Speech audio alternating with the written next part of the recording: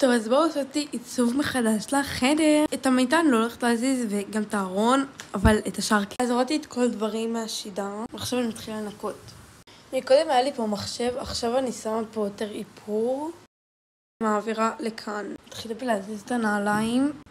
יש לי עוד נעליים שהן פשוט בתוך המגירות, את זה אני גם אשים בתוך המגירות. בעצם אותם אני אשאר בחוץ כי אני משתמשת בהם יותר.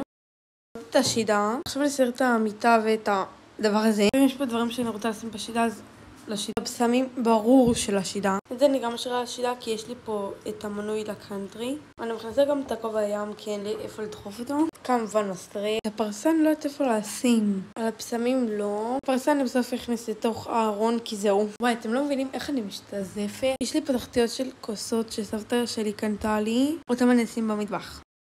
סיפור שאמא שלי ואחותי משתמשות פה יחסית ביום יום, גם אני. כאילו עד שיבנו לי שזאת איפור נורמלית, אז אני משתמשת בזאתי. עכשיו אני מתחילה לשים את כל הדברים.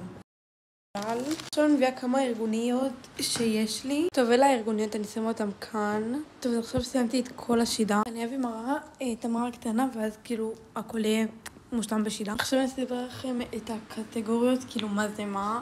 אז אמרתי לכם דברים חשובים כמו מסרק, צ'יפ והכובע ים. יש לי פחון ששמתי בו מוצרים לשיער ודורדורן, והבאתי גם בושם כזה, והבשם כבר ראיתם אותם. איפור יומי וטיפוח, אין פה כל כך הרבה, אבל בסדר. עכשיו מוכנים, אברקדברה.